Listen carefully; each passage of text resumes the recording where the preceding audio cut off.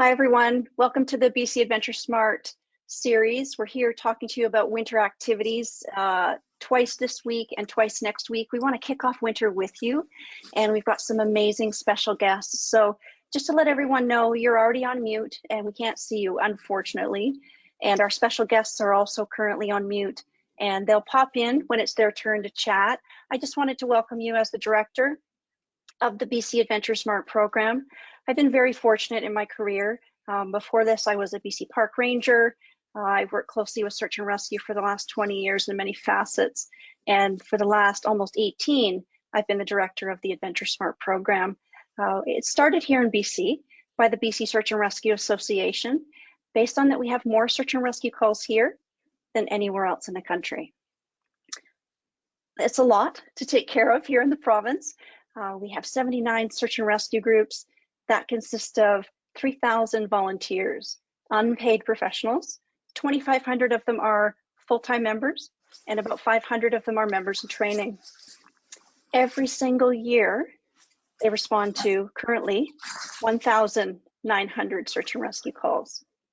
That's a high number. Our job here at AdventureSmart with myself and my team, we have outreach field teams, tech teams, project management. We're a decent crew here, very passionate about what we do. And our whole focus here is to increase awareness to help reduce the number and severity of search and rescue calls. By you joining us tonight, you're making a step in the right direction, even before you hit the snow or before you hit the trail. And our guests will be here to support your activities and your passion as well, and share some of theirs. Before we kick it off, I'd just like to say, behind the scenes tonight, we have our tech team, and that is Natasha Penner. And Natasha's going to take care of the tech boat. She's going to drive it and steer it. If you have any questions, toss them into the chat. She'll share some information in there with you as well. We'd like to start off with a poll question. We're really curious what kind of level of a backcountry user you are. Natasha's going to toss up a question here, and if you don't mind answering it for us, it gives us a little bit more insight about who you are. Have you never really been out there? Maybe this is your intro to outdoor recreation for winter. Are you infrequent? You go once in a while? Are you pretty regular? Are you that faithful person? You're out there every weekend, every spare chance you can get. This will give us an idea of how much time you like to spend on the snow. We can be all very great wishful thinkers and want to be out there a lot, but we're curious how much time you actually do spend out there. And this gives our special guests tonight a chance to see who they're talking to, because we would ask this question if we were all in person and have a little discussion. Really miss those days of that face-to-face, and hopefully we can get back to that in the near future of big crowds, lots of interaction, and that social. So once Natasha's pulled that together, she'll share it with us. 10% never been, welcome. That's great. This is a perfect start for you. A little bit so-so, about 48%, almost half of you. Okay, so once in a while, maybe not as regular as some, fairly high in the regular, and then all the time. Well, you're lucky that you get to go all the time. Maybe some of you do this for work and you get to spend time outdoors if you're a guide or search and rescue, or you make this your career. Okay, before we get into an introduction of our first presenter, we'd like to share with you a little bit of a video to get you amped for winter. And it works for me every time I watch this. Natasha's going to share a little video with you.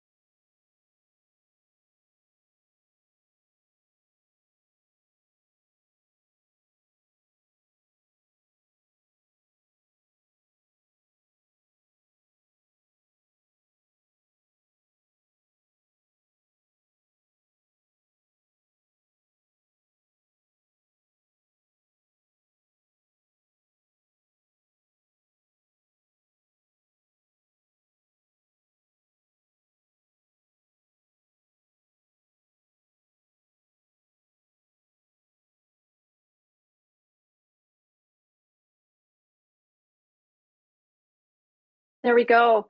Awesome. It works for me every time. I like that music. Good images there. It's lots of fun.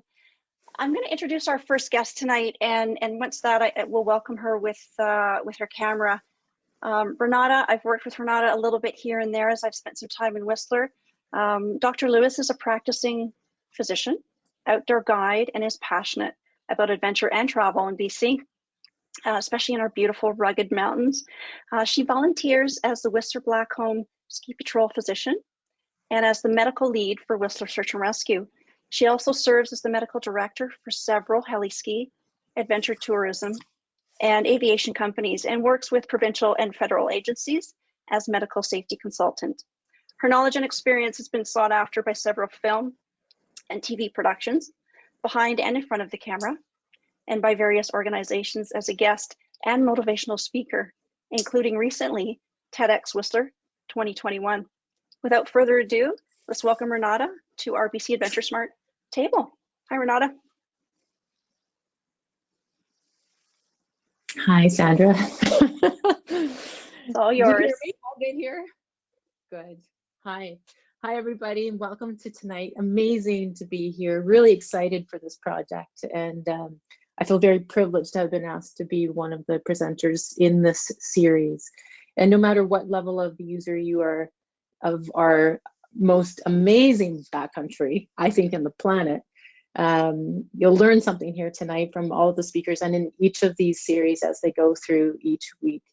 First off, I just want to also say that and give gratitude and thanks that we are guests on the unceded and ancestral territories of the Skokomish Stalium here, near where I am, and you might be somewhere different. And welcome to everybody, and we're very thankful to be here tonight. I'm going to start off my discussion here tonight, and I want it to be open. Feel free to think about questions and ask me, or think about what you want to ask me after. My discussion points tonight, I felt might be most useful to be discussing a day in the life of a SAR medevac subject. Certainly something that I work extensively with and have a lot of experience over the last 20 years of being part of BC search and rescue teams in Nelson, Revelstoke, and now in Whistler. My background is as an emergency physician, as Sandra mentioned. I used to live in Revelstoke, where I worked for the CAA and developed the ABSAR course, which is now an industry course for guides and avalanche professionals. Back then, my thinking always was that we're very proficient in learning how to use a transceiver, how to probe, how to shovel. But then what? What were we doing then? And we had really only done half the job of trying to save someone's life if they had been fully buried in an avalanche. So, you know, my life was also very passionate about the mountains, and having done several guiding certificates and working as a guide, I'm combining those two facets of my life, medicine with the outdoors. So I'm going to basically bring you into almost a case study, and this is often how we learn about things in medicine, is putting ourselves into a position of something that really happened, and how would we deal with this, and what are the learning points that come out and away from those, so that we can do something better next time, should that happen. So let's start by laying a foundation of the most beautiful powder day. You and a few friends decide to go off ski touring, and you've picked your location. You've heard it's amazing, that say, well, in this situation, say the backside of Mount Currie near Pemberton. And you make your plans, you pack your lunches, you've got all your avalanche gear, you know your group, you know your education level and your proficiency level with each other. And let's just see what can happen even beyond that. How do we prepare to be in the backcountry when things go wrong? And it might surprise you that how quickly things go wrong. I always say to everybody on my search and rescue team, number one, we're only as strong as our weakest member or our weakest link. And number two, we have to look out for each other. We have to be prepared, and we have to think about what is the worst case scenario that might happen today and work backwards from there. And hopefully nothing ever happens. So let's start our day. We have ski toured up. Conditions are amazing. And perhaps on this day, you know, we've got a lot of fresh snow. Avalanche hazards not too bad. We're going to work our way up the mountain because we want to enjoy where we are. So on we go. As we travel up, you know, we're starting to point out places we might want to make a route towards. Maybe we're pointing out hazards. Maybe we're pointing out old avalanche debris or new avalanche debris, places that we think might be tricky, safe places as well. Where are we going as a team? Natasha, I'll get you to move it on there a little bit. So as we work our way up the mountain, things that I think about is, are we safe? Am I safe? Is my group safe? And what will happen if something goes south? If the person in front of me on the skin track should get into a slide, am I far enough away that I wouldn't be involved in the same type of terrain area or terrain trap? Can I effectively get to them in time as well? We're working our way up. We're getting educated around us. We're looking at the snowpack. We're getting a feel for where we are, and we're getting towards the summit. Natasha, we can move that. So when I think about going out into these sort of days, I am thinking about what could happen. For me particularly, and for tonight's specificity around what I will talk about, I'm going to base it a little bit more on what might happen if something medically goes wrong and you need to do a medevac, and how that can present and what do you need to be thinking about in a very sort of general way. We won't get into specific first aid details here tonight, but we'll talk about that. So we get to the top of the summit and we're looking out and we're making a plan to where we're going to ski down. Natasha? We can move through here.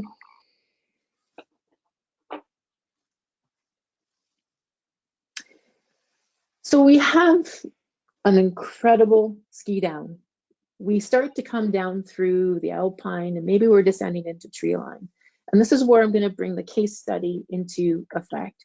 And this is a real search and rescue mission that we participated in not that long ago. And it shows how quickly something can go wrong. And I'm going to veer away from avalanche involvements because we do a lot around that. And this time it's just going to be something that just happens.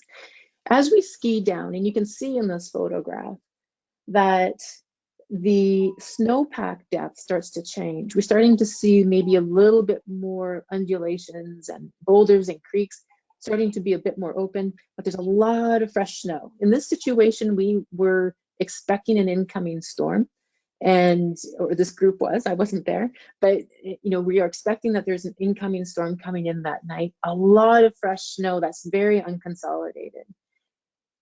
And what happened next was this. This is a bit of a jump to what happened next.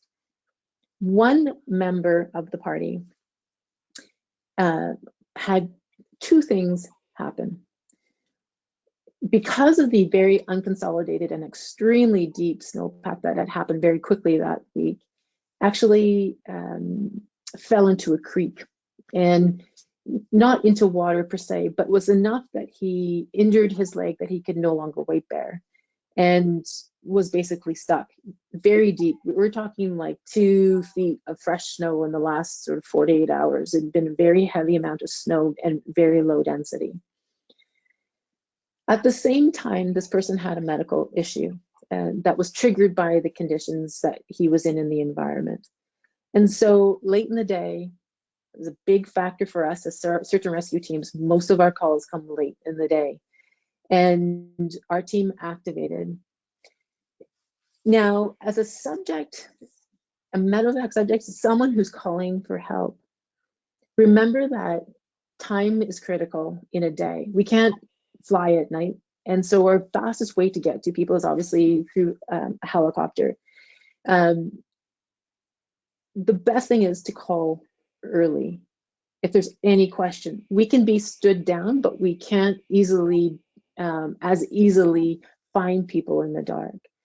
And unfortunately, what happened was that this was such a late call in the middle of dark winter that we did have to activate quite late into the darkness, and we set out on foot. So you can, and this is basically a photograph I took of us at the end of snowmobiling up multiple kilometers of a forestry service road before we even launched up into the darkness into a forest. The situation was that the subject was deemed critical enough that we had to go out that night to retrieve them. That it was unsafe to leave them overnight, even where they were. As you can tell by the photographs here, and this is actually part of the case situation, it was snowing extremely heavily. It's so much so that even our team on ski touring skis, we were sliding all over the place.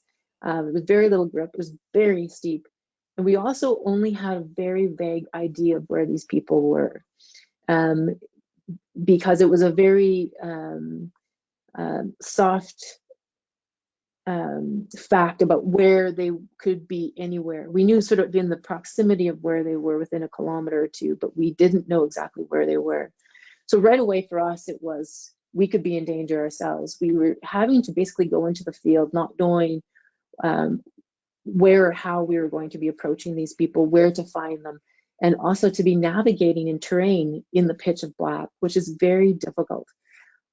Us ourselves were having to traverse open creek beds, and I can tell you more than once where I looked down the side of a fallen log and I would see maybe 12 feet to the ground because there was that much snow where we were. But our team, we put safeguards into place, and we knew that we had to get to this person. So this is an image of us sort of scaling up the side of this mountain, slowly just following each other's headlamps and the skin track as we got further and further along. And you can show the next slide there. And I would say almost serendipitously, our team lead at the front of where we were skinning as a pack, very faintly over one roll, when we were yelling and yelling to see if we could hear any voice contact, finds a very faint sound in return and comes over this little mound here of snow and sees this little burrow. And I thought this was fabulous. We got to these guys. This is sort of the top of the creek bed, but between two big sort of boulders and mashed in there, and extremely deep and low into here. And I give kudos to these guys. I thought this was fabulous. You know, fortuitously, one member was a ski guide who was extremely smart, you know, head on his shoulders. And he was able to provide and dig out a snow cave for the injured party and sort of pull them into the snow cave. And it was very, very tight. We're not talking a very luxurious snow cave here. We're talking like one sort of lie down area and everybody else crammed in as much as they could towards the entrance.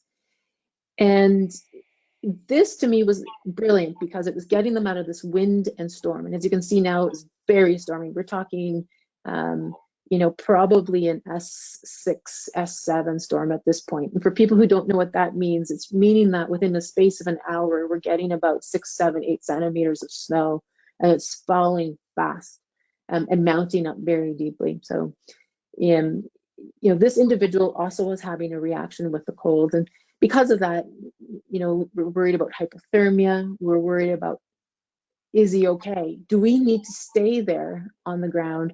Do we also need to shelter in place until daylight? Or does this person need to come out? In this situation, it was a tough choice, but we actually made the decision that he did need to come out because of the medical condition and the state of his leg. We felt that it was probably best to get him out. And so through the help, I think there was probably 6 of us from Worcester Search and Rescue that were on site there, to 8 plus supporting members below. We were able to get him out of the snow cave and get him into a vacuum mattress for toboggan transport, which is also just the beginning of our troubles. We needed to get him as warm as we could. You know, it was hard to get him warmer, but we need to get him basically isolated from the environment. And then we with great difficulty, we toboggan this individual out.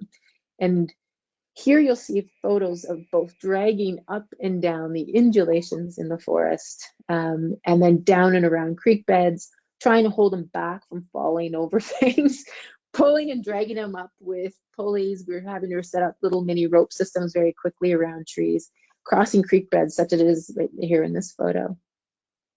And after a few hours, like this whole mission probably took 4 or 5 hours, middle of the night, and we were able to get this individual out. And you'll see a sort of our welcome warming lights of a snowcat that had come to find us up this forestry service road there.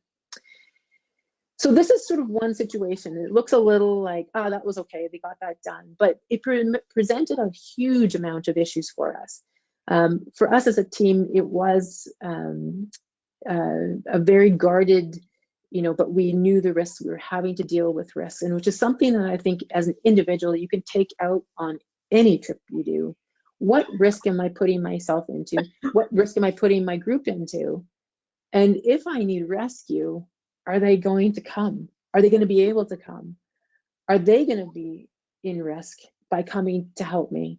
And so these are things that really are important to think about up front. It doesn't take much to put yourself into these photos as the subject.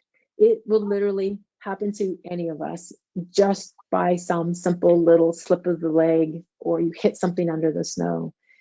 And so with this, I would say my conclusion would be, think about being prepared. Be prepared for the worst case scenario. And how am I going to be able to be self-sufficient out there? How will I survive if I don't have a rescue team flying in a helicopter and landing 10 feet from me and whisking me away? What am I going to do? Because the reality is, if we weren't able to get this individual that night, they might have died. And that can go from 0 to 100 in no time flat. So prepare, prepare, prepare, and then think again about what you're doing.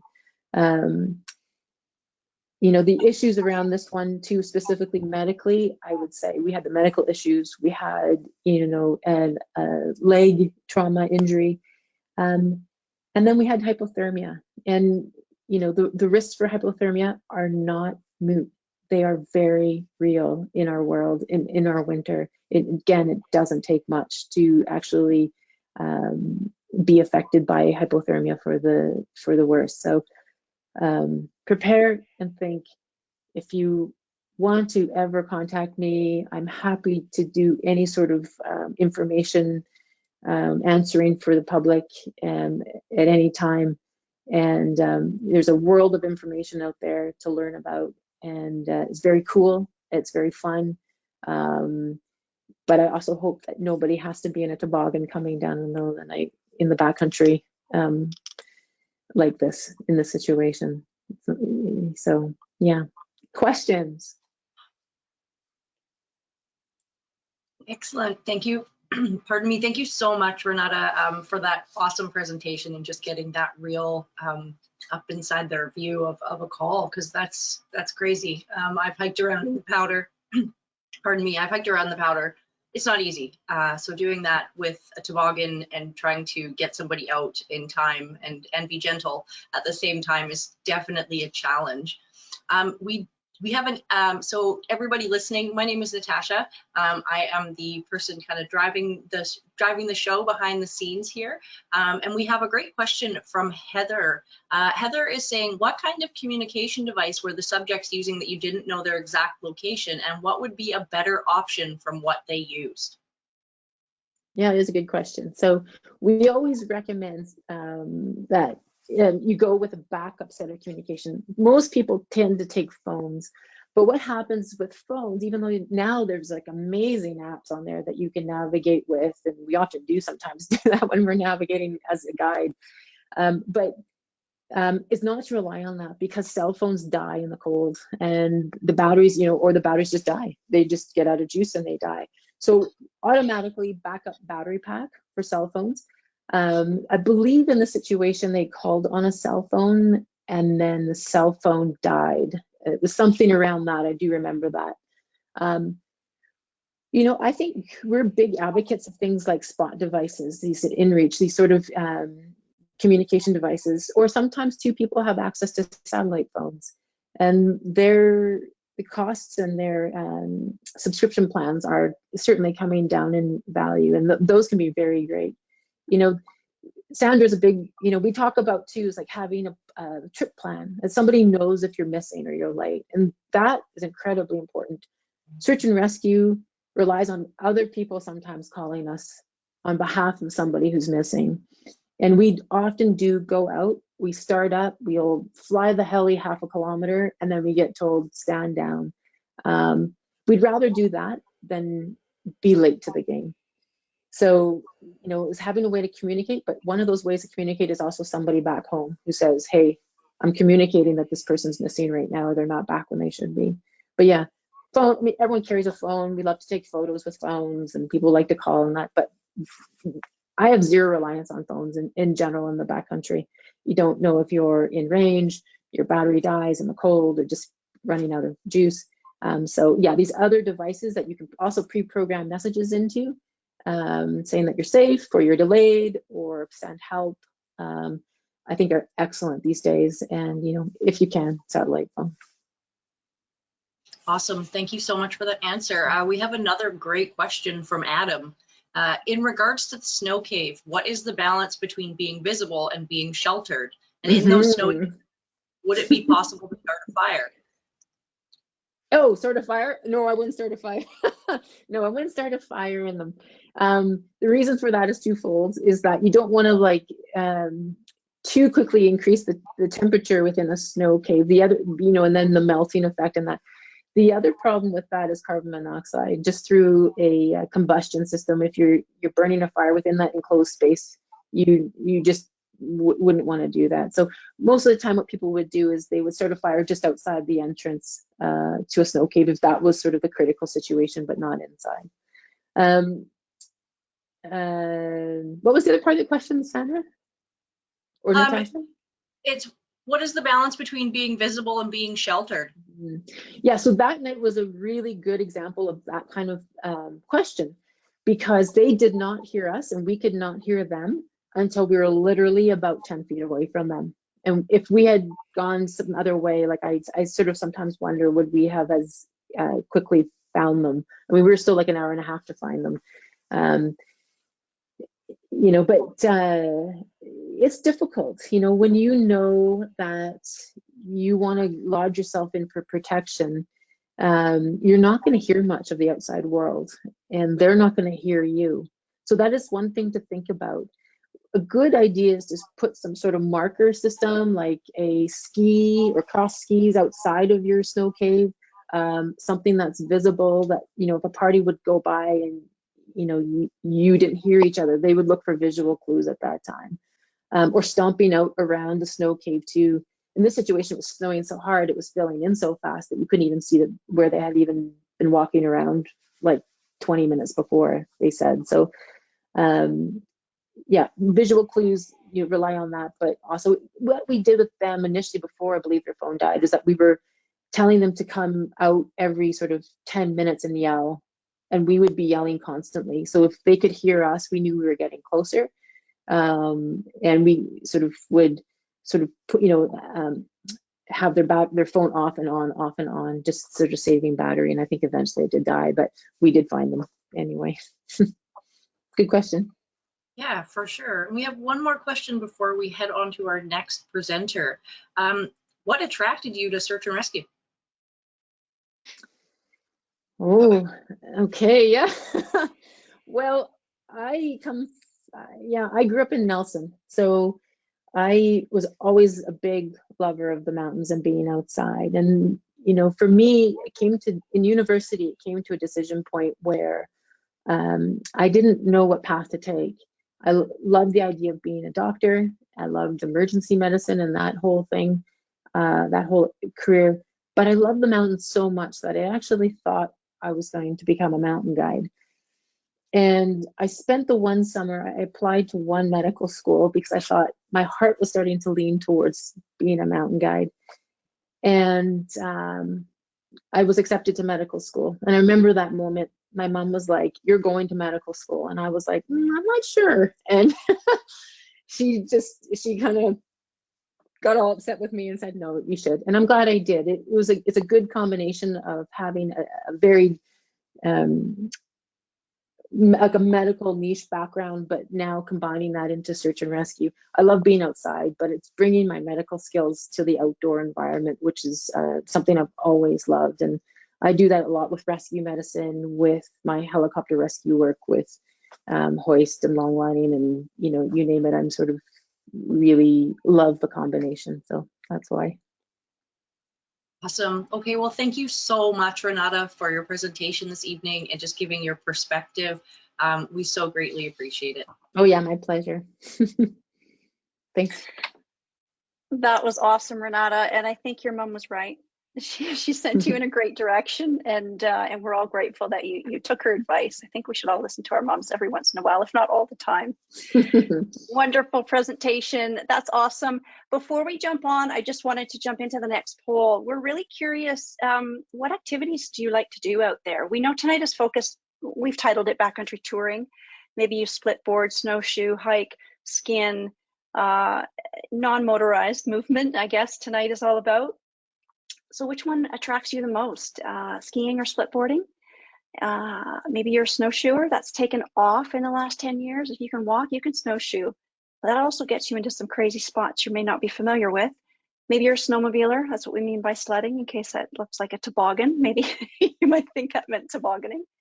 Or maybe there's something else you do out there and just head out on your microspikes, which is, you know, we have easy access to so many great spots in the province of BC. It allows us to go on that hard tracked surface, hard packed surface, and put on those microspikes, get an hour and a half of cardio in, and enjoy your little treat at the top, and come back down, and there's your cardio, if you will. But I'm curious which one of these falls to you. And again, we've described tonight as backcountry touring, but it could come in any of those forms, really. I know I'm normally based in North Vancouver or Whistler throughout the Sea to Sky, and we have such great access to really quick backcountry. So you've got access to some great things here. So touring, 63%, snowshoers, 24%. Snowmobile tonight is 4%. We had a great session for sledders this week. We've got another one at the end next week. So if you know any more snowmobile friends, come back. And then maybe you walk on the snow or go tobogganing, maybe. That's great. That really helps us get going. Renata talked about a few things in there that were really intriguing. I've been fortunate to be with SAR for a long time. Early times was with response. Now it's all outdoor education. But what all search and rescue volunteers do, you may or may not know this, aside from help you when you're in need, train profusely. On an annual basis, those 3,000 volunteers put in over 430,000 hours just in British Columbia of their volunteer time. What they also do for all of those 1,900 search and rescue calls is they have to enter that into a data management system. And that data management system allows them to track subjects, search and rescue incident summaries, and then myself and my team get to go into that data and mine it out for outdoor education. And that's how we steer our messaging regionally, seasonally, kickoff webinar based. So we know that the top users in winter that require or that ask for search and rescue, the #1 group are snowmobilers. We know that is in the East Kootenays that directly affect Revelstoke Search and Rescue as one example, and their mutual aid search and rescue groups. The next one on that list is backcountry touring. So for all those activities that you listed tonight, you know, we're here to help you get informed and just to let you know that this is a group that requires and asks for help which is always available to you 24/7, free of charge. So don't hesitate to ever call.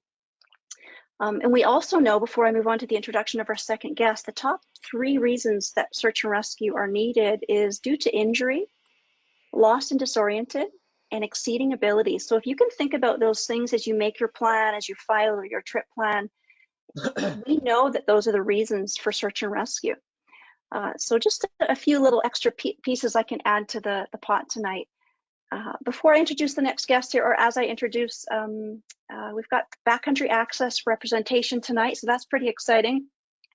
Backcountry Access is all about saving lives. Their gear is for avalanche terrain, as most of us know, and they back up their products with really awesome information, engaging with you, and education, which sounds AdventureSmart to us. It's one of the reasons we invited Backcountry Access to join us tonight. Their team is a mix of dedicated backcountry enthusiasts, from free riders and skiers and snowboarders, mountain snowmobilers, pro athletes, and ambassadors. One of those ambassadors tonight is Jason. He's our guest tonight with 20 years of experience underneath his belt with K2 Sports, Atlas Snowshoes, Tub Snowshoes, Backcountry Access, and he's here to fill your ear on Avalanche Transceivers, shovels, and probes. He's an avid skier, mountain biker, and news to us, but he shared it as well, a huge lover of hot dogs. Without further ado, I'd like to welcome Jason to the stage, and it's all yours. Thanks, Jason. Thank you, Sandra. Hi, everyone. Great to see everybody. I just wanted to say thank you and tell everyone how I'm honored to be talking to you guys from the Langley Township, which is on the traditional lands of the Katzie, Kwantlen, Matsqui, and Semiahmoo First Nations. As Sandra said, I'm the regional sales rep for Backcountry Access. I've been working with BCA since 2013. It's an amazing company. I just really wanted to give you guys kind of a snapshot of the company, pretty much some tech features and benefits of like the beacons, the shovels, the probes, kind of roll through some stuff, answer some questions at the end, and hopefully give you guys some information. I traveled the territory, which is British Columbia, and talked to all the shop staff, the heli and cat operations, talked to all the staff, introduce them to new products, educate the staff. So I really want to just make sure I give the correct information and help you guys as much as I can. So BCA was actually founded in 1994 by 2 ski bums, which is pretty funny. It was the ski guys were Bruce McGowan and Bruce Edgerly, nicknamed Bruno and Edge. They were just skiing in the backcountry in Boulder, Colorado, and they wanted to make snow safety products to make it easier to be in the backcountry. So they actually started BCA making the Alpine Trekker, which was an adapter for ski touring bindings. It hence got the name the Day Wrecker, but it was a great adapter. It was kind of the birth of getting into the backcountry for ski touring. And then in '97, they actually came out with the very first world's digital 2-antenna beacon, the DTS. Some of you may have seen this before. If you do use this, please retire it, because the beacon lifespan is 5 years, and this is from '97. But they came out with that first world's digital antenna beacon. So when we talk about beacons, really they get a lot of conversation, but in the backcountry, the beacon is really only one component out of multiple pieces of that puzzle. You need to have training. Number one, train, education. There's the beacon, there's the shovel, the probe, there's the excavation, there's the first aid, the recovery, as we saw in those great slides before about getting that person out of the backcountry. Again, all this information, all these white papers is actually free for you guys to watch in videos on the BCA website. When we talk about the BCA beacons, they actually build in some specific features that make them very simple to use. Even when you talk to the engineers at BCA, the #1 beacon is the one you're most practiced with. So if you're using any other brand beacon, they all work together, they all play together. But the #1 thing to take away from any beacon is you have to practice with it. You have to know how it works. So in that critical situation, you can actually save your buddy if there's ever an incident. So the features that all the BCA beacons have, so if we've got like the Tracker S, the Tracker 3, the Tracker 4, all of the BCA beacons have the same features. They all work together. The #1 feature the BCA beacons have is a big LED display. So when you turn the beacon on, you can actually see the big LED display. So what that means is in that critical situation, when information's coming at you, you're super stressed, you can actually read the device really easily and see what's happening. So we've got a big LED display. The next feature we have is directional arrows. So you can actually follow the device. Heaven forbid there's an incident, someone's buried and you need to find them. You would turn the device to search mode and you would follow that arrow till the number gets smaller, and then you would start excavating and pulling them out of snow and saving them. So the Bca beacons have the big LED display, the directional arrows. The other feature the Bca beacons have is a real-time display. So in that critical situation, and you have to run to save them because time is of the essence, the beacon is always automatically updating. So as you're running with the device, it's actually, the numbers are getting smaller and smaller and smaller and you're getting closer. It's not slowing down, it's not having any other lag time, it's automatically updating as you're running with the device. So we've got the big LED display, the directional arrows, the real-time display. The other feature the Bca beacons have is what's called pitbull technology. So that means we're all backcountry skiing, our big group, and heaven forbid there's a multiple burial where there's someone at 10 meters and another person at 20 meters. The Bca beacon is going to lock onto the strongest, closest signal because that's your best chance of recovery. So we're going to lock onto that closest signal. We're going to go and find them. Once we're within that 2-meter range, we're going to throw down a mitt or a probe. Someone's going to start probing and excavating. And then we're going to actually push the special button, which is this button here, and it's going to suppress that signal for 60 seconds, and we can go and find the other person that's buried. So the Bca beacons all use that pitbull technology because it's going to lock onto that strongest, closest signal because that's the best chance of recovery. All the Bca beacons will have that signal suppression, so you can block that signal and then go and find the other beacon. It's not a mark mode. It's not anything that's pushing it out of the way. It's just suppressing that signal for 60 seconds. So if you did get confused in the terrain features, or you want to just reorientate yourself with the distance of when you walked away, you can always cancel that suppression and then turn it back on as well. So we've got, again, I repeat myself a lot here, but the big LED display, the directional arrows, the real-time display, the pitbull technology, the signal suppression. The other feature the Bca beacons have is what's called auto revert. So if we're all backcountry skiing and there's potential for multiple avalanches, but we've got to get our group out of the hut and we don't know if there's going to be multiple avalanches, if we turn the device off and hold the special button down and turn the device back on, it actually turns on auto revert mode. So we're going to see the version number, 6.1, we'll see the battery life, and then it's going to say AR. AR is auto revert, which means if there's an avalanche and a person gets buried or there's a burial victim, we can search for them. But if I get caught in a secondary avalanche when my beacon is in search mode, after 60 seconds of inactivity, the Tracker 4 will actually revert back to transmit mode so you guys can find me if I get buried in that secondary avalanche. So tons of great features. It's always recommended to use alkaline batteries with beacons because they actually have the best decay curve out of all batteries. Never use a lithium ion, never use rechargeable, always use the alkaline batteries. It's always recommended to replace your batteries when it gets around like 60%. Some people go a little bit less than that, but I would always recommend replacing batteries at 60%. The lifespan of your beacon is 5 years. If you ever don't know the date of manufacture on a Bca beacon, if you actually just take the battery cover off and look underneath, the first 2 digits of manufacture are actually the year or in the serial number there. So that'll tell you. So if your beacon has a 15 in there, it's 6 years old, buy a new one. Again, all the beacons work together. As we move between the different models, the Tracker S, the Tracker 3, and the Tracker 4, they all have the same features that we just described, or that I described. The difference is the Tracker S, the auto revert system is a 5-minute timer. When we go to the Tracker 3, this beacon actually has a gyroscope, so it senses movement. There's no timer built in. It's just if you're not moving for 60 seconds, the auto revert kicks back in. And then the Tracker 3 also has a micro USB, so you can actually update the firmware. And then the Tracker 4 has all the same features of the Tracker 3, just with a more robust outer case, like an OtterBox. It has a more reinforced post on the top, has a bigger LED, a brighter LED, and it's louder. So that's the kind of difference for the feature set. As we move into shovels, which is great, the shovels were actually, Bca was the very first backcountry ski company to develop a shovel that actually had an oval shaft. So when you put the shovel together from the blade into the shaft into the blade, that oval shaft wouldn't spin, and it would just make it a lot quicker and easier to put the shovel together. The new shovels for Bca, which is this guy here called the Dozer, is really neat because it's actually 40 grams lighter. It actually has a new intelligent design where the shaft, instead of being ovalized, is now shaped like an I-beam. So this new shaft design is a lot stronger, as well as it's lighter weight.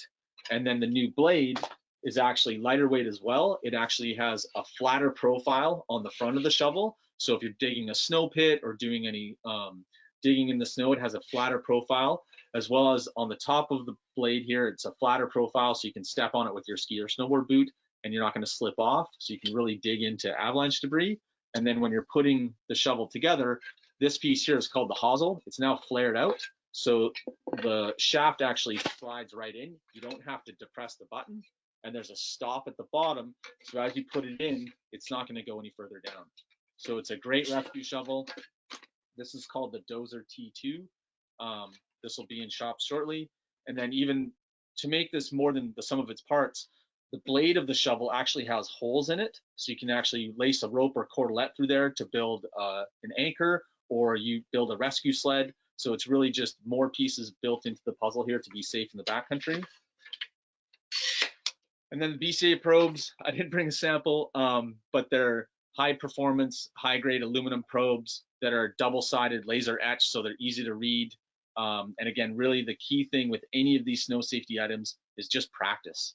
Being in the backcountry can be super fun, but it's also super dangerous because of the chance of avalanche, as Sandra was saying before, with like the 3 things. Just making sure that you're educated, you're checking on Avalanche Canada of the conditions, going with people, because I mean, all of these beacons are great electronic devices, but it's about companion rescue. You have to have someone else with the beacon as well, so they can find you or you can find them. And that's pretty much my talk. Sandra, are you there? Excellent. Thank you so much, Jason, for dropping some knowledge on us. That is really great to just go through like the ins and outs of why we should get rid of our old transceivers, because they are no good anymore. I'm the admin of the Whistler Ski and Board Swap, and we actually have a rule that you can't sell any 1 or 2 antenna transceivers anymore because people have been trying to sell them and they're dangerous. So that's our rule. So we do have an excellent question here from Jacob, and he's asking, on the Bca transceivers, why does the suppression mode only last 1 minute? So the reason it's 60 seconds is so that it gives you time to get away from the other beacon, and it's a toggle, so you can turn it back on, so you can turn it on and off. So it gives you that time to orientate yourself and see what's happening in the environment.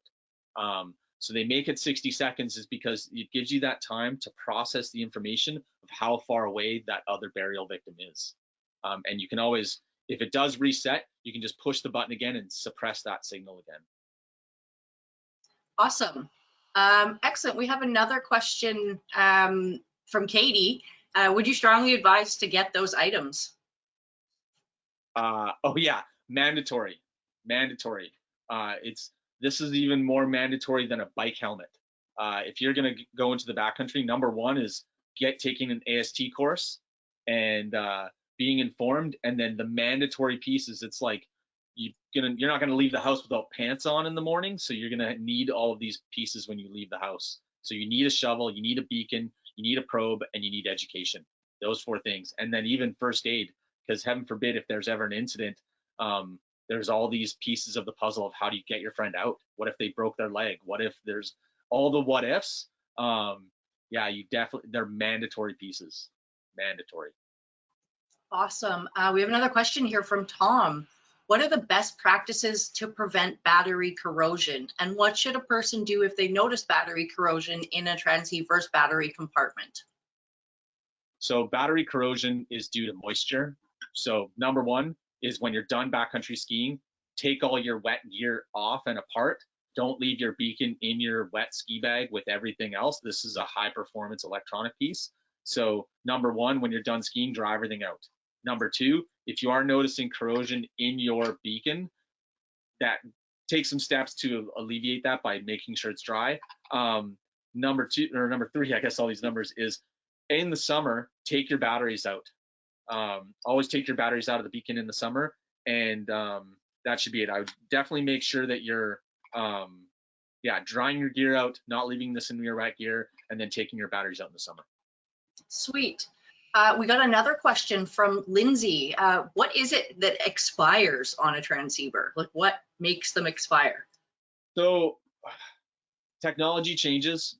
So, I mean, you could certainly have a beacon from 10 years ago that would work, but is anyone using a flip phone from 10 years ago? No. So technology changes, things get updated. You could drop your beacon and not know. I mean, the best recommendation, and I should have said this in the presentation, was that the #1 recommendation from BCA for testing your beacon is doing the trailhead test. There's so many redundancies built into the beacons themselves that as the user, you'll know if something's wrong. #1, you'll see a burnt out LED. If your LED is not working, the beacon's not working. You'll notice that there's no sound. If there's no sound, the beacon's not working. If you have erratic signals where you're doing that trailhead test and you're walking past your friend and the beacon isn't getting smaller, the number's not getting smaller, the beacon's not working. So you have to do these things and train and test with the device to make sure it's working correctly. But there's so many redundancies built into the computer software in the beacon that you have to do that and train with the device to make sure it's working correctly. So to her question, devices wear out. So our recommendation at BCA from the company side is that it's a 5-year lifespan of beacons. And thankfully, our warranty policy covers that 5-year lifespan of the beacon. Great. That's great information. We have an excellent question from Lily. What is the least amount of equipment you would take as an individual or in a group? I wouldn't really say that there is a least amount for myself. You know, everyone's different, but I have stuff that keeps me safe. So what would you say to that?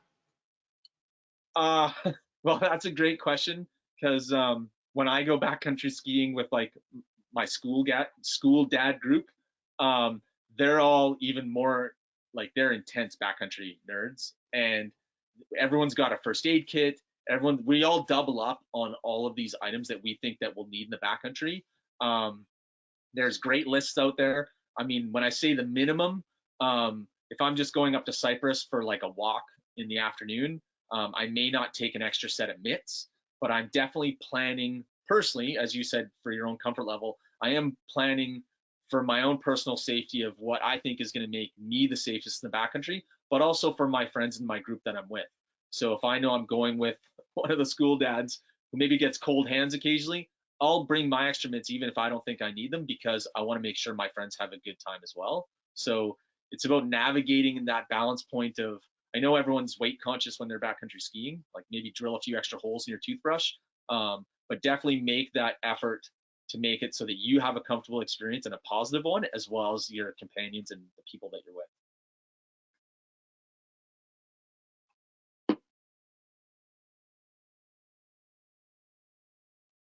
Oh.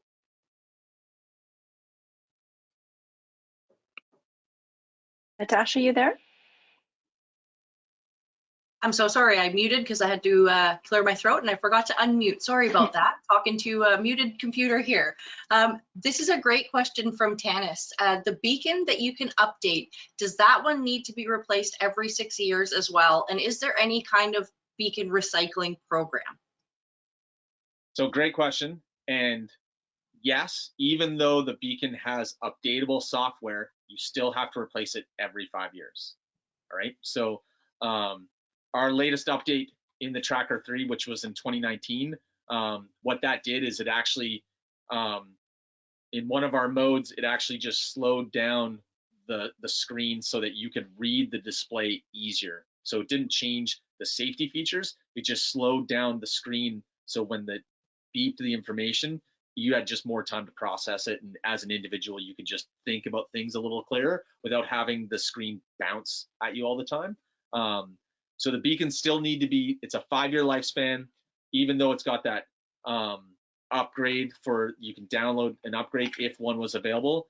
But yeah, it would be 5 years is the lifespan. Awesome. We have another question from Stuart. Do cell phones or location devices, i.e. inReach, have an impact on the beacon signal transmission or receiving? So yes, that's a great question. I should have talked about that. There is the recommendation from BCA, from the engineers, is to not have any electronics within 30 centimeters of the beacon. So There is the potential for interference. So if you have the beacon, and another thing I should have said, I'm sorry guys, there's so many things happening. Whenever you're wearing a beacon, it's always in the harness. You never, ever, ever put a beacon in your pocket, never in your little bib pocket that says beacon pocket, never, ever. Every time you wear a beacon, it's in the shoulder harness against your first layer, always. So the recommendation from BCA is to keep electronics away from your beacon, at least 30 centimeters away, for the potential for interference. So if you have a GoPro, you got to Teletubby it up top, or if you have your cell phone, it's turned off or it's in your pocket down below, but everything's 30 centimeters away. And the biggest reason is so that if you're in search mode and you're trying to find an avalanche victim, you're not on your cell phone and searching being distracted, all right? So number one is just keep everything 30 centimeters away and never use it as you're searching to find a burial victim. Great. We have another question from Kevin. Would you trust a BCA Tracker 2 still, or is it worth it to upgrade? So that's a great question. So the Tracker 2 is still a current beacon with BCA. If you're unsure of the age of your beacon, as well as I said, like take the battery cover off, look underneath. The Tracker 2 was end of life in 2019. And the reason for that is because we just couldn't get parts anymore. So the Tracker 2 is still in fleets today in heli and cat operations. It's still in rental. It's still a viable beacon. It was the #1 selling beacon in the world. It's amazing. It was just end of life. We just couldn't get it anymore. So it's best thing for Kev to do is take your battery cover off, check underneath, and if it's the serial number is within that 5-year range, you're still good. As long as you're doing the trailhead test and the beacon's still functioning properly, you're good to go. Yeah. Excellent. And this is another question just really regarding lifespan of them from Sophie. Is the 5-year lifespan from purchase or the day you first turned it on? It's the day from purchase. Cool. Excellent. This is a good question from Kareem. How effective is this equipment and having education and training? Then there is a second part of this question, but I just want to preface this that it's very hard for us to pinpoint a percentage, but he is asking what percentage of rescues would we say that there are. There isn't really a percentage to pinpoint in this, but these tools are, like Jason said, essential. Before you go out, you must have a transceiver, a shovel, and a probe on you, and you need to take the education to know how to use it, because it could save your life or somebody else's that's out there. So again, it's just really, really important that we address that. And then we have a good question here from Brittany. On the electronic interface, what about radios? I know BCA Link Radio advertises as no interference, but is this 100% true? Yeah, it's 100% true. Where they have the radio situated, where the beacon is going to be here in the shoulder harness, and the radio is actually, the mic is supposed to be here. The mic, and actually I have a radio here. The mic is going to be here on your shoulders, on your sternum strap or on your shoulder, and the base unit that actually has the electronic signal is actually packed away in your back, down below in your backpack. So here's where the mic would be, close to your mouth, on your shoulder, and the beacon is here, which is kind of around like your kidneys or down below your rib cage, and that's going to be that minimum 30 centimeters. Everybody sees that. Great.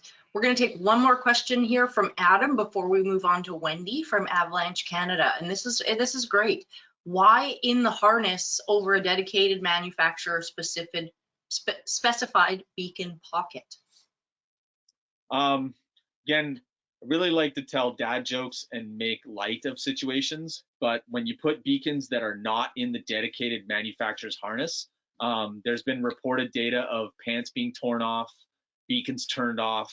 Like, it's just not a safe environment for a beacon. It's designed to be held in the manufacturer's harness, and that's where it needs to be.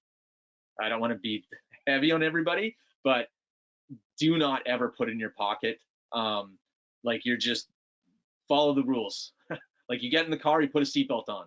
That's what you got to do. So when you use your beacon, it goes in the harness. That's it. End of story. Awesome. Actually, we got time for one more to squeak in here from Lindsay. Do you, Jason, have any preferred GPS or communication devices? Yeah, actually, I've got a Spot, and I'm looking to get an InReach. Again, it all depends on I'd say it's like planning the day of where you're going, who you're with, what the kind of the duration is. Again, like I said, personally, if I go to Cyprus for the day, it's a little bit of a lighter kind of pack and a lighter kind of experience. But if we're going up to the Coquihalla, I mean, not anytime soon, but if we go to the Coquihalla or we go to some other hut, there's certainly definitely more care and attention taken to how we're going to have communication to the outside world. So, I mean, they're all great devices out there. Do some research. I'd certainly recommend talking to any of the great retail partners out there, because a lot of the shop staff use a lot of those pieces as well. But do your research, but there's a lot of great pieces out there. Wicked. Well, thank you so much, Jason, for imparting your knowledge on us this evening and hanging out and answering all these great questions. Lots of good knowledge put out here. So thank you once again for joining us this evening, and I hope you have a wicked good winter. My pleasure. Thanks, everybody. Great talking to you guys. Thanks, Sandra. Thanks, Jason. That was awesome. I was listening closely and made a few notes. Actually, it was really helpful. I really appreciate your time. It's super. And thanks to BCA for us, please. Thanks to all your coworkers that do everything that they do there. Before we move on, I just wanted to talk about, if you stick around to the end tonight, we have an awesome door prize for you. We're going to have a great little question that will pertain to something from tonight. I've already written it down. If you stick around, and you'll find out a little bit more about it after our next presenter. But it does retail for $175 if that entices you at all. It's a pretty good prize for yourself, maybe an early Christmas present for you, unless you want to give it away. That would be very kind. Our last poll question tonight is about you and your training. So Natasha, if you could toss up the last poll question, we're really curious what level of avalanche training you have. Our winter series is all about you and getting your safety started off on the right foot or the right ski. So what's the level of avalanche training that you have? Is it nothing? Is this the start of your experience? And it's a good one if it is, like some said earlier. Is it an AST1, AST2, or additional training on top of your 1 and 2? We're curious if we have some other levels. Renata, you can't play this game because you're the other level that's not on that list. But for everyone who's joining us tonight, pick one of those and let us know where your skill level is. Maybe you've queued yourself up for something this winter. Maybe you've purchased yourself an AST and you're all set to go. When we get some snow in some spots, you can go out there and dig your pits and do assessments and hang out with others who want to learn. I remember when I've taken them over the years, they just make you realize how much more you actually need to know. It sets you up, and it's fun, and it's scientific, and it's really cool. Opens your eyes, and it makes you think, made me think that there's so much more to learn. But it allowed me to read the terrain differently. Even though I've been in the industry for over 30 years, it really allows you to assess better. And this is all about risk management. It's what we're all about here. Oh, a good chunk of you don't have any. Okay, so on that note, I would suggest you, and we'll toss it into the chat where we put a few other resources for you, is head over to Avalanche Canada. We'll put some information in there for you. AST1, we're at 36%, AST2, 9%, and some of you have a little bit more. Right on, that's cool. That's great. And going out with those others that have so much more than you, that's my favorite way to learn. If I'm skiing, snowmobiling, mountain biking, I want to be with those others who can mentor me, and vice versa. It's give and take. It's give and take. Wonderful. Our third guest is I just met last week, actually. When I was in Revelstoke setting up our team for the winter, I popped into Avalanche Canada to visit friends who I've been with, working with for the past 17 years. AdventureSmart and Avalanche Canada are the same age. We started at the same time, and they do all of their amazing work for everyone in Canada, strong presence here on the West Coast. And it's been a great relationship with our collaboration between BC AdventureSmart with Outdoor Education and AvCan specific seasonal messaging. Wendy Lewis is our third guest. She immigrated to Canada almost 10 years ago from beautiful, beautiful New Zealand. That's where our project manager is from, actually. Wendy's worked in the snow safety industry since she was 16, starting out as a volunteer ski patroller. It's a good way to start. For several years before becoming a professional ski patroller, and now she's an avalanche forecaster. She currently works out of Revelstoke as a forecaster for AvCan. If you have any questions about the snowpack, snow stability, layers, strong and weak, avalanche triggers, risk assessment, Wendy's here to help you. She has a wonderful presentation, and I can't wait to hear what she's got to say tonight. Wendy, welcome. Hi, thanks for having me. Yeah, no problem. The stage is yours. Thank you. Awesome. All right, let me go share my screen here. And we'll get going. So thanks to everyone for joining tonight. Thanks to AdventureSmart for hosting this great event. It's absolutely wonderful to see so many people out here looking to get into the backcountry in a safe way. That's wonderful. You know, all of us professionals talking to you tonight, definitely we all started in the same way. So I definitely respect your desire to get out to the backcountry in a safe way and to get more knowledge, and I'm here to help you do that. Sorry, just 1 second here while I get myself all organized. I'm going to introduce you tonight to the avalanche.ca website and the resources you'll find there to help you have a wonderful winter in the backcountry, traveling through avalanche terrain in a safe and responsible way. There's heaps of different ways to explore the mountains, like you can see on the screen right here. All of them need an understanding of avalanche danger. Everything from sledding, snowshoeing, ski touring, splitboarding, everything needs an understanding of avalanche danger. And the avalanche.ca website's here to help you with a number of products we're going to have a look at tonight. This is a quick overview for you here. I'm going to focus on the Avalanche Forecasts and then also on our educational products and resources. This is our homepage here, avalanche.ca, super easy to find. The homepage brings you straight to this map where you get an overview of avalanche danger on a regional scale. So you can kind of, you know, start to dip your toe, I guess, in what's going on in the country. The tabs up the top we'll explore in a minute, but right now we're just going to focus on the map. You can zoom in and select the region you're going to be traveling in.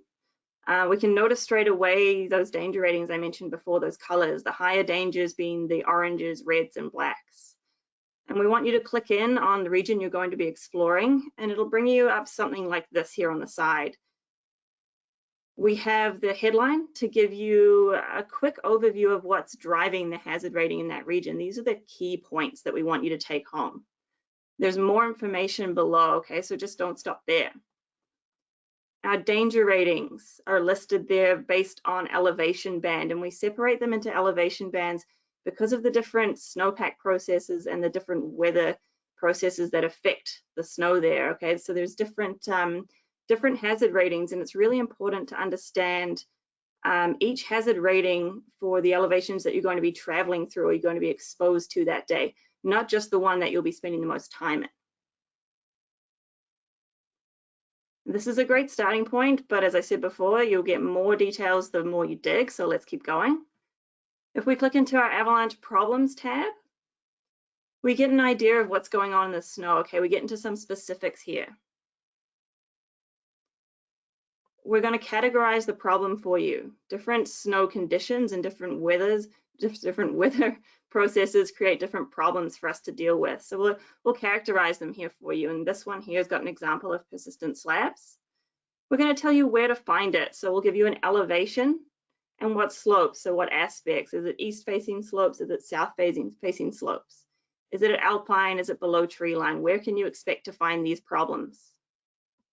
We're also going to give you the chance of avalanches. So this is the chance of you as a human being triggering an avalanche in this terrain. We're going to tell you the expected size. So what if you do happen to trigger the avalanche, what size avalanche are we dealing with?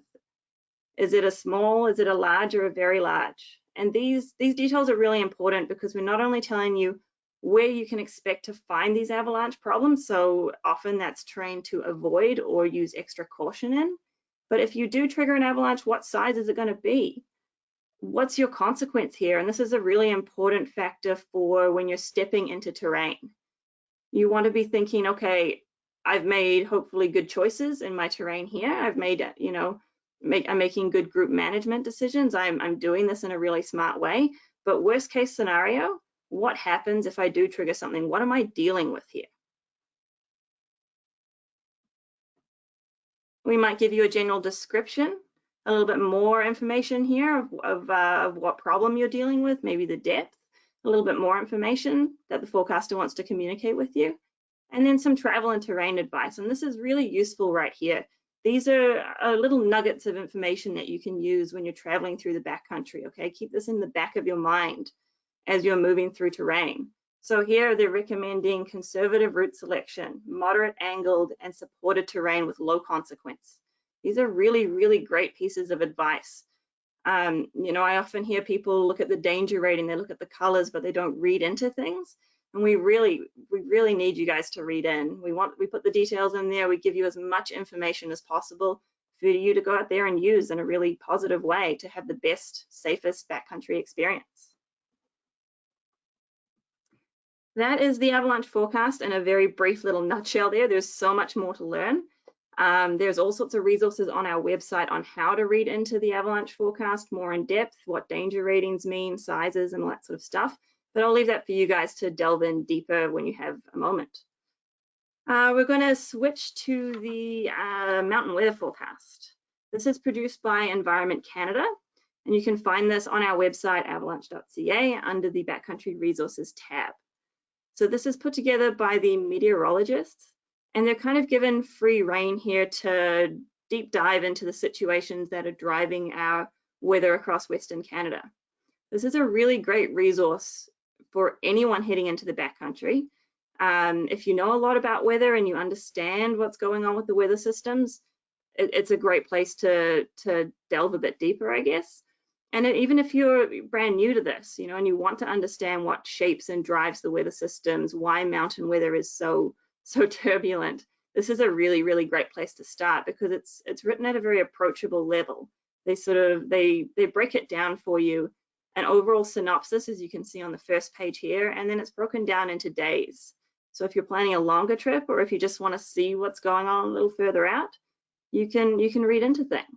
They have really great graphics. You can look at the precipitation totals to see what's coming to your local area this weekend and plan ahead. And as you can see on the right-hand side there as well, there's hourly precip, 12-hour total precip, temperatures, winds. There's all sorts of stuff so you can get fully immersed in the weather here if that's what you want to do. For the record as well, this is updated right through the summer months every day. So if you're out there, out in the backcountry in the summer as well, this is still a really great resource for you. We'll shift now to the Learning tab. You guys can see up there circled in red. And this is a really great place to come for more information. There's so many resources that Avalanche Canada puts out there for you, and I really encourage you to take advantage of them. It has everything from finding the Avalanche skills training courses in your area, lots of continuing education, lots of online resources, case studies like the Cherry Bowl, which is this sort of starting page here. And Cherry Bowl was a big avalanche incident out of Terrace a few years ago, and the resource is put together really, really beautifully. It's got interesting graphics. It's broken it down into the conditions, the human factors, and the decisions that this group made to get them to where they ended up, I guess. And I mean, they came out with a lot of really good learnables, and it's a great resource for you guys to step through their process, what they were thinking, stand in their shoes, and learn from it and take that information and apply it to your decision making in the backcountry. Another fantastic one is Avi Savvy. If you guys remember the online Avalanche tutorial, this is the new and improved version. It's been beautifully redone. It's got, again, amazing graphics, videos, photographs. It's really well put together. And this is a resource that I point a lot of people towards. Again, it's pitched at anyone from any level. So even if you've got lots of backcountry experience, even if you've done your AST1, refresh your skills with this. Step through the process again. Start reminding yourself, what is avalanche terrain? Start reminding yourself how to read the forecast, how to get those extra details and that extra information. What are the steps of companion rescue? It's also really interactive. It has a few quizzes in there and some sort of what would you do exercises to start honing your skills. And this is a really great time for it in the season, you know. Before you get out there, before you really get immersed in the backcountry, refresh your knowledge, refresh your skills, and you can do this right from your couch. It also works really well on mobile apps, so on your phone, your iPad, anything like that. The Avalanche Canada training courses, it's been mentioned a few times already tonight, but these are sort of what we would consider your baseline entry-level knowledge to really get out there into the backcountry. It's essential, really. I mean, these courses introduce you to everything from reading the forecast, companion rescue, managing avalanche terrain, and your travel through it. So there's several different courses that you can take. And again, this is all under that Learn tab on the top bar of avalanche.ca. You can find course descriptions, you can find course dates and providers that are in your area. So there's really no reason not to get out and get one of these courses. They're absolutely everywhere in BC. I'll go over a couple of them now. So the AST1, Avalanche Skills Training 1, is the most common one. It really gives you a great introduction to the backcountry, how to make decisions, as well as rescue skills. And like I said, it's considered kind of an entry-level course. It's your ticket to stepping out into that backcountry.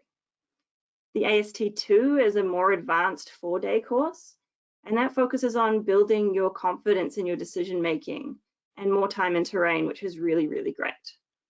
We have the Managing Avalanche Terrain course, which is, if you do your AST1 and you're looking for more time in terrain, more decision-making, but can't commit to that AST2 full 4-day course, this is a fantastic one. It's 1 day with heaps of travel into the backcountry, lots of decision-making, building that confidence, and practicing those skills. Skills have to be practiced, they have to be honed.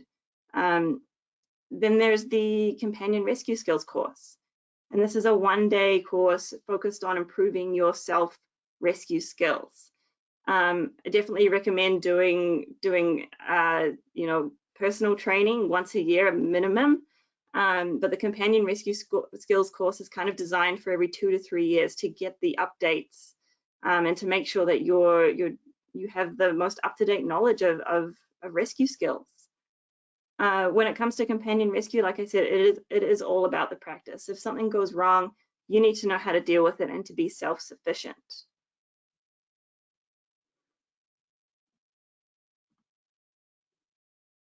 And I think Jason touched on it before, but when something does happen, when you are dealing with an avalanche accident or incident, your heart's pounding, everything's going on. It's really, really stressful. Adrenaline's pumping.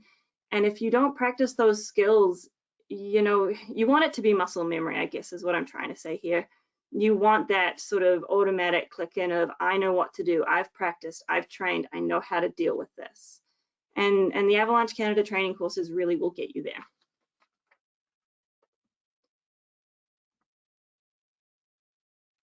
Jason also has chatted about safety gear and the gear we want you to carry in avalanche terrain, so I won't go too in depth into this. He called it mandatory, essential, whatever you want to call it. This is the stuff that you guys need to take with you. You should not be out in the backcountry without this gear. So we start off with the transceiver. Again, we want people having a 3-antenna transceiver worn on your body, on the torso, in that manufacturer's harness. Not strapped to something like a sled, not in your backpack. Make sure it's turned on, make sure you've done your buddy check, make sure everyone in your group has transceivers, batteries, everything like that. It's super important. We also want you to have a shovel, metal, not plastic. And again, this needs to be in good working order. It's a great time right now. Before you step out into that backcountry, pull out all your gear. It's been stored somewhere for summer. Make sure it all clicks together. Make sure it all works. Make sure you would trust your life with it. And we have the probe as well. We want at least 3 meters. And we get a few questions on that. And the reason we say a working probe of at least 3 meters is that, yes, a lot of people travel in areas with thinner snowpacks. But if you imagine how avalanche debris can pile up and you're probing for a person that's buried in that avalanche debris, longer is definitely better. And so 3 meters is kind of considered the minimum of what we would like you to carry. And as Jason mentioned, but super worth reiterating, the best gear that you have, especially for that transceiver, is the one that you know how to use and the one that you've practiced using. So please get out there and practice with all your gear, pre-season, mid-season, all the time. The more practice you can get, the more time with this gear, the better. Then there's the recommended gear as well. So airbags, increasingly popular over the last couple of years. The idea of these is that if you are if you are caught in an avalanche, that you can pull the trigger and inflate the airbag as a measure of reducing your injury or likelihood of injury. It doesn't protect you from avalanches. It's not a replacement for good decision making, and you definitely shouldn't increase your risk tolerance in the terrain you expose yourself to because you are wearing one. These have to be worn correctly, these have to be used correctly, and yeah, it doesn't replace good decision making. Communication devices, already mentioned again. InReach is great, spots are great, anything that you have that can send out an SOS signal, that can raise the alarm for a rescue, are fantastic. The biggest thing is have a trip plan filed with somebody that you know, somebody that is expecting to hear from you, that it knows that after 5 p.m. if they haven't heard from you, they can call search and rescue and say, hey, this person is missing, this is the area they were going to, this is their plan, and this is the time they were supposed to be back.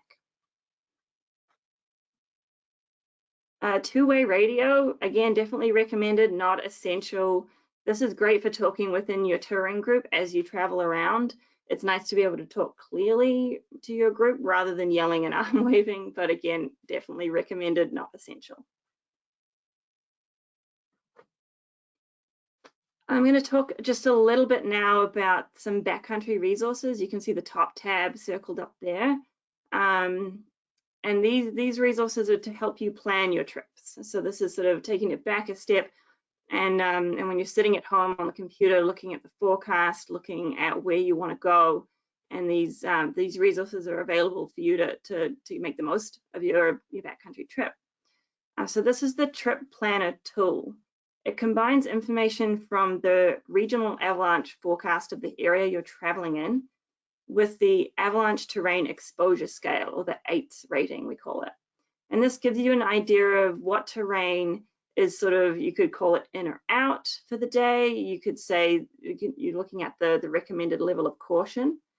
So if you have a look here on the left-hand side, if you go through and click any one of these regions here, or these sort of zones, I guess, it will combine the ATES rating for that zone with the forecast that you can see on the right-hand side of your screen. And terrain is classified as simple, challenging, and complex. And this basically is your exposure to avalanche terrain, your, I guess, level of risk in the backcountry. You know, simple terrain we talk about a lot in our forecast as a really great place to spend a lot of your time in the backcountry, because it's lower angle.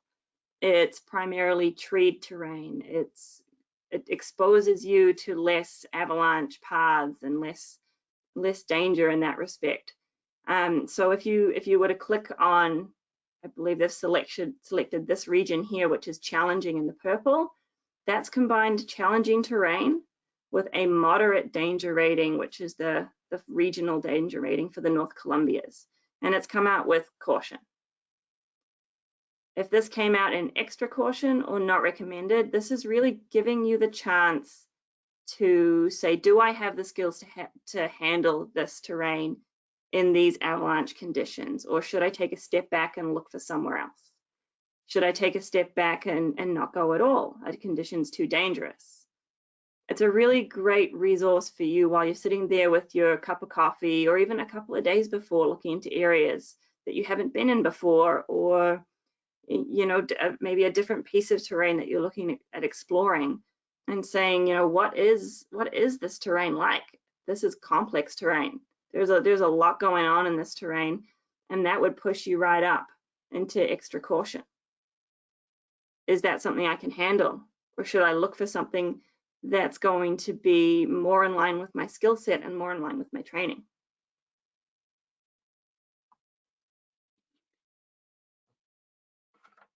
The Mountain Information Network is the last resource I'll talk about tonight. And this is a fantastic resource for you guys, as well as one that we at Avalanche Canada need your help with. So when you're browsing that avalanche.ca map on the homepage, you might see a bunch of these blue pins here, these little pinpoints. And what these are is public observations of the avalanche conditions. These are people that are like you guys, like me, that are going out into the backcountry on my day off, taking photos, experiencing the snow, making decisions, and coming home and reporting exactly what I saw, where I went, and what happened.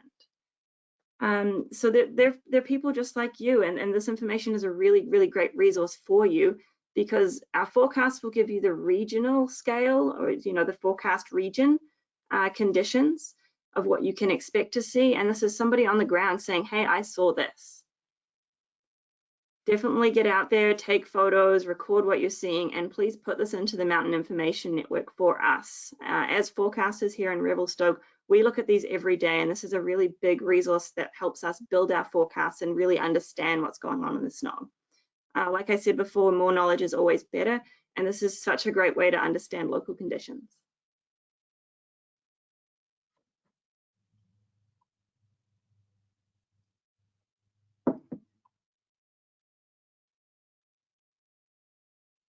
So to summarize for you guys, avalanche.ca has a ton of resources. Please head there and check it out. Become familiar with the site and get used to reading the avalanche forecasts. We want you to get the gear, get the training, get the forecast. So you're stepping out there with the right gear in your group, on your body, in your backpack, okay? We want you to be prepared for those conditions. We want you to get the training to make the most out of your backcountry experience, to make the best decisions that you can, and to manage your group and avalanche terrain the best possible way, the safest possible way. And then get the forecast, be prepared. Like, all of this comes back to being prepared for the backcountry. And the biggest thing, the biggest message that I want to get across to you guys is that the goal is always to get home safe. I used to teach a lot of AST courses, and this is what I always say to people. This is in the forefront of my mind when I'm in avalanche terrain as well. The goal is to get home safe. Not to ski the biggest line, not to put the most epic photo on Instagram. The goal is always to get home safe. And that's all I have. If there's any questions. Thank you so much, Wendy, for all of that great knowledge. All of the links that Wendy was talking about, I've put up in the chat, so you can copy and paste them, get them open in a tab for afterwards. They're all over there. And we have a really good question here from Melissa to start out with. What training and tools are needed if you go front country and not back country? And I'll just start off by saying that's a pretty gray line. So I guess what does AdventureSmart define as front country for me? Well, this is an audience question. So our official definition of backcountry is 1 kilometer from the nearest road. That is the official definition of I am in the backcountry. So, I mean, a lot of stuff can happen within a kilometer of even a road where, we're seeing landslides and we do lots of avalanche control on our the Ministry of Transportation closes the highways to shoot the cannon up in the pass, which I think is the coolest thing ever that we do that as Canadians. I think it's so cool that we have a howitzer and we use it to keep our highways safe. Yeah, absolutely. So a lot can happen within 1 kilometer of the road, and I guess the defining line for me, I would say backcountry is you're in uncontrolled terrain. So you're stepping out of the ski area boundary. You're in an area that is not actively controlled for backcountry users, for skiing, for sledding, anything like that. So I mean, what you're taking for backcountry avalanche terrain travel is your transceiver, your shovel, your probe, communication device of some sort, and a trip plan filed at home. You're taking a first aid kit. I'm taking a repair kit. I'm taking some sort of shelter, which I think is a really big one. I have a little 2-person one, and then when I go with a bigger group, we often take a a multiple person shelter, even 1 kilometer from a road, you know, rescue still might be quite a while away from you. You can't rely on that. And that's the big thing about going into the backcountry is we want you to be self-sufficient, capable of self-rescue. You want to take food, you want to take water, lots of layers. The list kind of goes on, really. Maps, GPS if you have it, and there's lots of resources online. Lots of people call it the 10 essentials, and there is also a gear specific page on avalanche.ca. I believe it's under the Backcountry Resources tab if you want to learn more there. Awesome. We have another great question from Todd. Todd says they are intimidated that they might get something wrong on a min. Should I enter it anyways, and can a forecaster edit /correct/omit? That's a great question, and I think a very common concern. Enter it anyway. Any information that you can give us is fantastic. We're not asking you to analyze snow conditions. I don't need you to dig or anything like that. Like, please don't feel like you have to go out there as a snow scientist. You're going out there as you. Whatever you see, you just tell us what you see. Photos are fantastic as well. And they, you know, a photo says 1,000 words, right? Like, we can do a lot of interpretation, and any information that you can give us is absolutely better than nothing. We don't edit them, we don't correct them, because your information is true to what you saw. But don't feel like you need to interpret or anything like that. Just tell us what you saw. That's great. We have another, where did it go? From Nicole, here we go. I've got lots of questions here. Do you think it is better to own this gear, these items of gear, rather than rent them? They're unsure which would be more beneficial as they're new to the backcountry. I would say owning is absolutely better than renting. Mostly because then it's your gear. You get to look after it, you get to train with it and keep it in really, really good working condition. I totally understand the appeal of renting if you don't quite know what gear you want yet, or if you're not quite sure what to buy, or, you know, that kind of thing. So owning is definitely the goal. And like we said before, the best gear that you have, the best transceiver that you have especially, is the one that you know how to use. So, you know, by all means, rent, decide what you like, and then definitely seek to own some gear and to train with it. Great. We have another question from Lily. Is it valuable to take an AST in the areas you want to go touring, or to just take the closest available course? I would definitely say it's valuable to take one in the area you want to go touring, because you'll be encountering those conditions and that sort of traveling through that terrain that you're looking to recreate in. But taking an out of area AST course will still set you up for success really, really well. You know, they're not teaching you what conditions exist in that location. They're teaching you how to read the forecast, how to interpret the forecast. They're teaching you how to manage avalanche terrain, which is a big skill and can be transferred to different mountain ranges, to different areas. And they're introducing you to decision-making tools. That's one thing I didn't quite go into detail of, is the AST really takes a lot of the gut feeling out of decisions. We don't want you guys doing the like, well, I think it's okay. We want you standing up there going, I understand the forecast, I've picked this slope for a reason, and I feel good about this decision. You know, it's giving you those decision-making tools, and that can be applied to anywhere.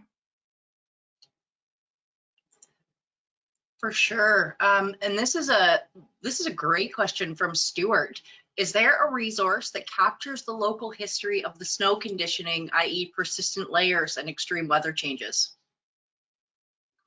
That is a very good question. I would say for the public, not quite. You can click into the forecast and look at the archived bulletins for Avalanche Canada. So for example, let's talk about the South Columbias. You can go back and look at the history of those avalanche forecasts over time, so over a season or so. if you want to look at what's going on there. As far as extreme weather goes, not that I know of, but I think there probably would be something out there, perhaps more with Environment Canada. Nice. And then this is a good question from Tyler. How many regions in BC have active avalanche forecasters with boots on the ground? Or is most of the province's forecasting done through data received? Most of the forecasting is done through data received. That's the thing. So we do have several field teams out with boots on the ground, as you say. So we have the South Rockies, the North Rockies, the Yukon, the Island. So we do have people on the ground, but yeah, we do rely on a lot of observations, and that comes from a professional network. Ski hills, guiding, heli skiing, all sorts of operators like that all submit their daily hazard assessments, their snow profiles, their weather observations, avalanche observations to what we call the information exchange, the InfoX. And so we combine that with the public observations on the Mountain Information Network to sort of, I guess, fuel our forecasts. We have another, thank you so much for that in-depth answer there. We have another good question from Emma. If one's goal is to get into ski touring, but they are not yet at a level to take an AST1 course on skis, would a snowshoe trip be a good option, or is it better to wait and get better at the resort first? I guess that's a personal decision. I would say first and foremost, the AST1 is not a skiing course. It's not really, I guess my experience with them at least is not based on ski ability. So please don't feel like your ski level prevents you from achieving that. That said, you still will get a lot out of a snowshoe course. And I think that's a really good way to start out. You could look at doing maybe a snowshoe AST1, and then when your skiing is at a more confident and comfortable level, take an AST2 or take that managing avalanche terrain course to refresh those skills on your skis. Excellent. And I have one last question from Heather before we go and give our giveaway. And we appreciate everybody hanging around. I know we went a little bit past our time, but this is super great knowledge for everybody to be gaining this evening. So one last question from Heather, and then we'll turn it back over to Sandra. Outside of avalanche forecasting season, it's important to know the weather in previous days. It's so much easier to find forecasts. Where do you recommend going to find weather for the previous week? That might be a question that stumps me, to be quite honest. No worries, we have those a lot. We get them too. Yeah, I'm not exactly sure. I guess the only answer I can give would be to be proactive about that issue and start looking at weather a week out. Yeah, I mean, if you look on the avalanche bulletins, the avalanche forecast that we put out, we do try and summarize weather and snowpack to sort of give you an idea of what has happened and what has led to the current conditions. So it's not an extensive overview by any means, and it's not quite what you're looking for, but in the context of traveling in avalanche terrain, that is a really good place to look. And that's in a tab we didn't sort of investigate today. It's sort of extra details. In the avalanche forecast, we give a little weather summary forecast, we give an avalanche observations summary, and we give the snowpack summary. And there's sort of a bit of history that's built very much into that snowpack summary that might give you the details that you're looking for. Great. Well, thank you so much again, Wendy, for joining us this evening and imparting your great knowledge and skills on us. We really, really appreciate it. And we hope that you have a lovely winter up there in Revelstoke. Thanks for having me. Thanks, Wendy. That was great. We had Tyson earlier this week to talk to us from Avalanche Canada too. So to have two of you in 1 week, we're quite fortunate, and it's great to have all that information. As we conclude for the rest of the night, let's just finish off with some great fun stuff. We've got a few things to wrap up with. So Wendy talked a lot about ASTs for obvious reasons. That's her specialty. And we just want to say that you've joined us tonight and stayed to the end. So you're entered to win one. You're entered to win an AST from Mountain Skills Academy. So that's pretty cool. We have a door prize for you tonight, and we wanted to show you a quick little video about what that prize is. And then we'll come right back and we'll see who wins. Natasha, cue up the video.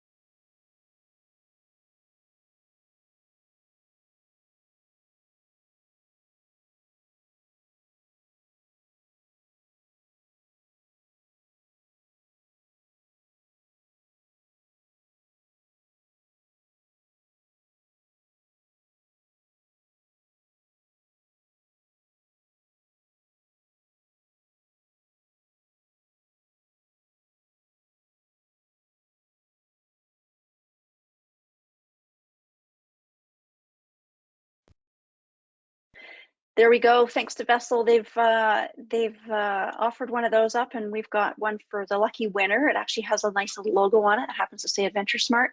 So the question for you, get your fingers ready. Let's see if you're listening tonight. Has to go back to one of our presenters, and they talked about what is the distance that any of your other electronic devices should be away from your Avalanche transceiver. The first one to get that answer in, and Natasha will announce the winner, and we'll see who wins the lucky Vessel canister. I've got one, and we've got a few at the office. They're really cool. They're awesome. They're bomb-proof. They're sweet. They're a great gift for yourself, or a stocking stuffer maybe for someone special. They are very awesome. We have the fastest fingers tonight is Maggie Malapad. So congratulations, Maggie.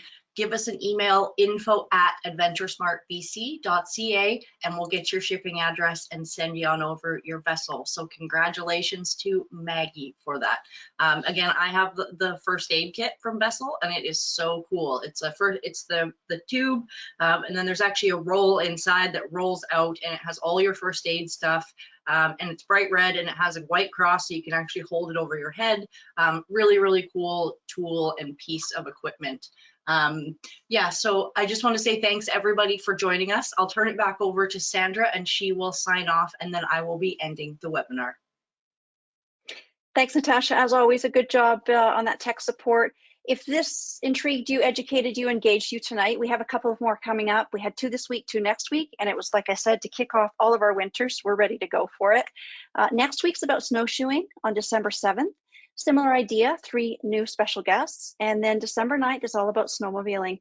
As we said, it's the top user group that asks for SAR in the winter, so we wanted to have 2 sessions for them. And again, you have an opportunity to win the AST because you stayed right till the end. We just gave away a prize. We've got a couple more coming up for door prizes. I just wanted to say I've been very grateful to join you tonight from the traditional territory of the Salix people, also known as the Okanagan. And from all of us here at BC AdventureSmart, our entire team, we wanted to thank you for getting informed. It helps you for your adventures, gets you set up for winter.